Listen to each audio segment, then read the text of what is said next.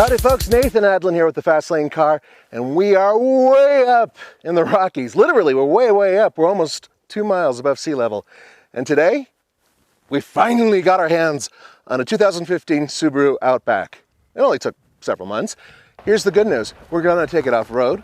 We're going to take it onto the roads. We're going to evaluate it, and just for you, we're gonna get it dirty. And that's coming up next on the Fast Lane Car.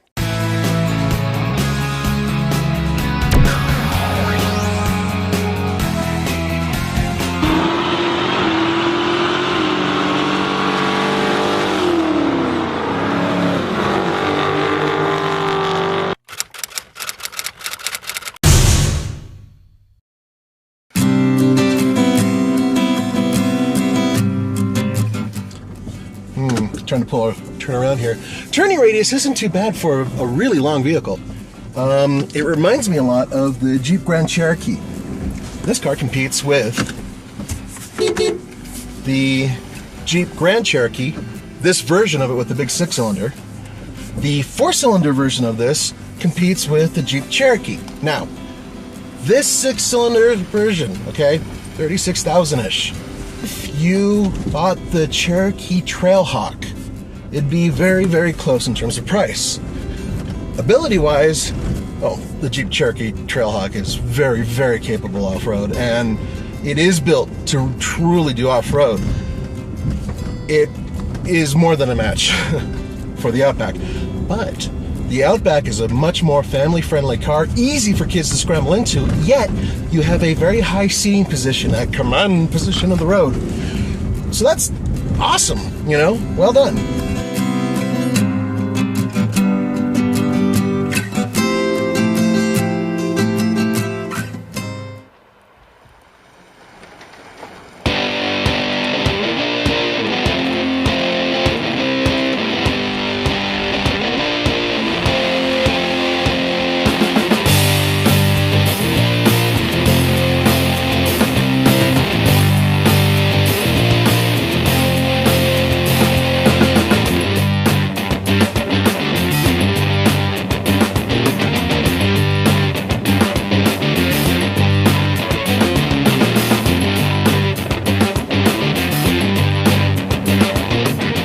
It's an Outback. It's actually meant to be taken off-road, at least onto some pretty dirty and muddy roads, which is exactly what we did with it. And frankly, I think it looks good with some extra character. But even without the dirt on it, it's a much cleaner design than the vehicle it replaces. It's also a larger vehicle in every single dimension, and it weighs nearly 2 tons. I mean, the overall length is 189 inches plus. That's a lot. Think about it. It is longer than a lot of SUVs that are out there.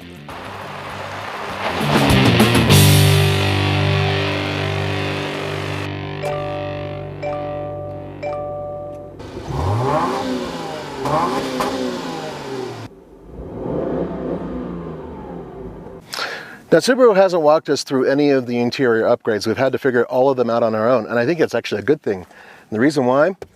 It's things like this fantastic wood that they finished with satin as opposed to a really heavy lacquer. It doesn't look like it's plastic or fake. It looks real. And it's a very nice touch, and it runs all through the dash. Very nice. The metals look real. A lot of the buttons feel more expensive. Everything is padded that you touch. Overall quality is the best I've seen out of Subaru. With that being said, I have to say 2 things. One, the driver's seat, although comfortable, doesn't provide a lot of support. It feels like it was overbuilt for my large American ass. Second, the overall design of the interior still feels like it's a car that's coming out of the early 2000s. But other than that, what a great layout. Oh, and by the way, optional rear seat heaters. Nice stuff. All in all, I think Subaru did a pretty damn good job. Right now, we're probably at about 6,000 or 7,000 feet, and we're on a relatively smooth. I was gonna say smooth, and not smooth.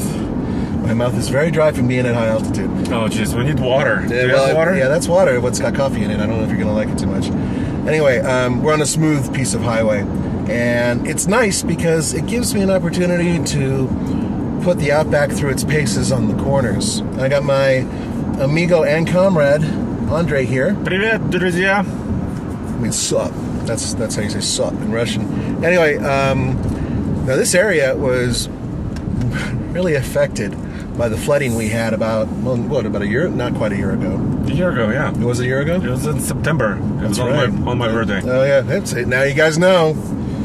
And so we're going over these little ribbons where they have like all new highway because it was completely torn apart by the flooding.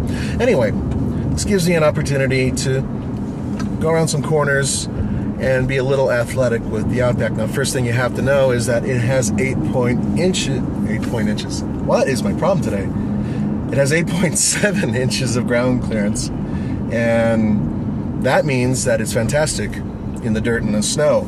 But when you're on these types of roads, it does wallow a little bit, and I've noticed that earlier when I was driving it. Now you think that's a problem.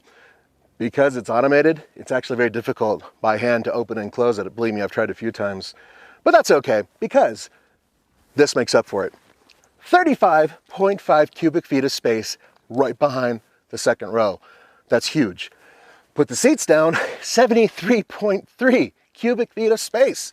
Now go ahead and check it out for yourself. So you go online, find other vehicles it competes with. You're gonna find that this interior is probably really close to being best in class. And I gotta tell you one thing, aside from the fact that this automated tailgate is not exactly awesome, it's also very slow.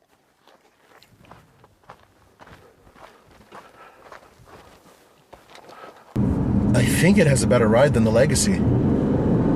It absolutely feels like it's much more composed. It actually feels more rewarding on the highway in terms of everything just seems like it's muted just a little bit more.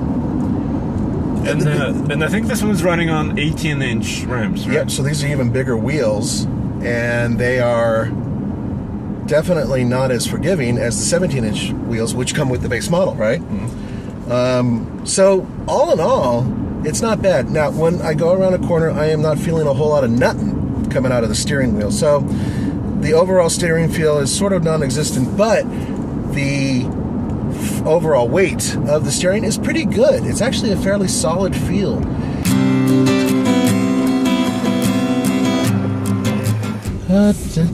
Such a mellow car off-road. Going over some pretty heavy rocks right here. Not a big deal for the car. And it is a car, but it's as close as you're going to get to meshing a car together with a crossover SUV. Subaru was really smart about the way they did this. Look, I'm not a big fan of the continuously variable transmission, and neither are some of you. And right now there are some 8 and 9-speed transmissions out there that are really, really efficient and really work well with the power band. But with that said, this works fantastic. It's just a much more mellow, lethargic feeling. But when you put your foot down and you want to go, it will go. So that's freaking awesome.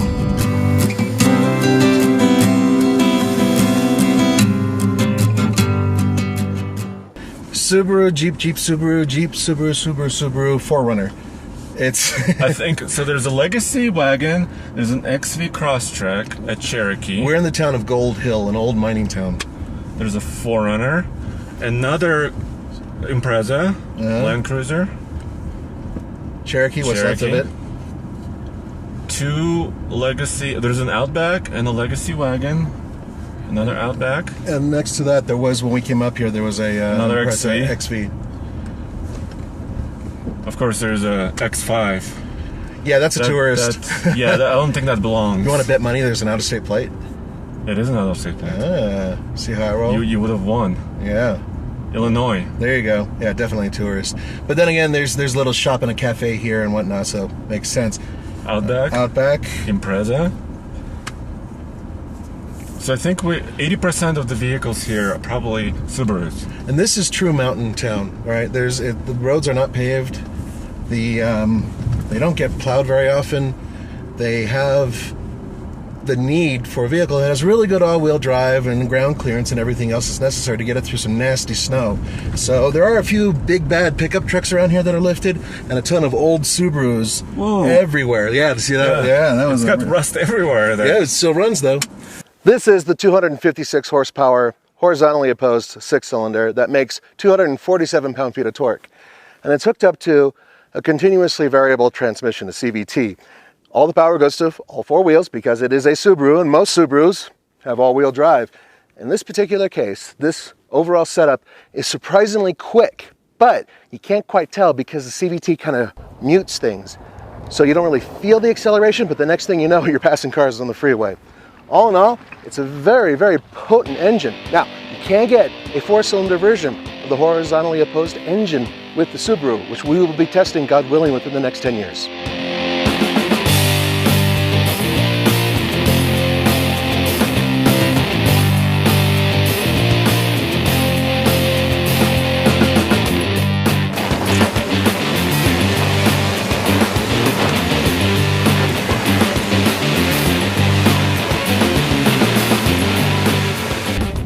Good stuff.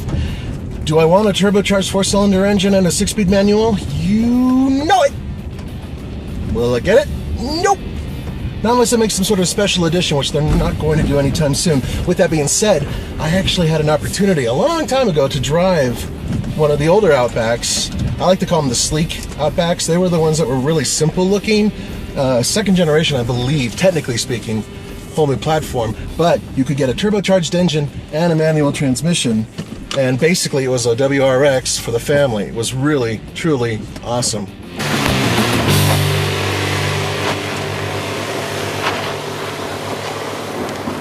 This is a pretty nifty little thing. This handle right here looks like a door handle. Well, actually you pull it and the seat goes down. Watch this. And we're facing up a hill and it does that. Look how flat it folds. That's impressive too. Check this out for space. I am impressed. The seat is angled for Andre, who has longer legs than me. His legs are like, you know, like woolly mammoth from Siberia.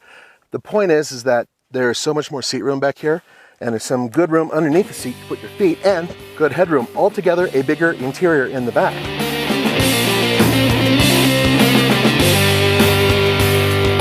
If Roman says that way works, I'd believe him. He scratched up at the Raptor a little bit today when we were going off-road because there were some branches that were low-hanging. Very narrow trail. Very narrow trail. And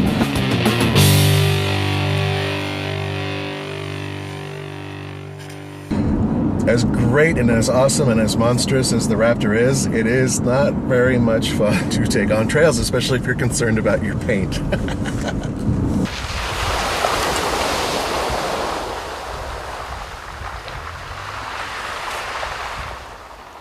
And these tires, they're Bridgestones. There's nothing wrong with them. They're fine all-season tires, but they lost traction quite easily once we started going up our brand new cliffhanger, which we may only use 1 or 2 times in the year. It really depends. But I will say this. I already feel confident off-road with it. On the streets, it's comfortable. On the highway, it just lofts along. Not a lot of steering feel, to be honest with you, but it's okay. And overall, if my spouse is looking for the safest car with the best all-wheel drive and off-road-ish ability, this would be the car. And you know what? On the TFL scale of buy it, lease it, rent it, or forget it, I'm going to give the 2015 Subaru Outback with the 3.6 liter a buy it. Well done, Subaru. I wanted to be mad at this car because I haven't had a chance to really be in it, and it's a Rocky Mountain car, but I can't be mad. It's just really, really well done for what it's meant for. Would I buy it myself? Probably get the Jeep Cherokee Trailhawk because I actually do go off-road and it has good rubber. But man, you really can't argue with the ability of this car. And I'm averaging 22 miles per gallon, and we've been off-road for a long-ass time. That is impressive. Once again, I would give this car a buy it. For the Fast Lane Car, this is Nathan Adlin saying don't forget to go to tflcar.com for news, views, real-world reviews, and topless pictures of me. Nah, I probably shouldn't say that last part. Besides, I know the right person that you guys all want to see. Andre.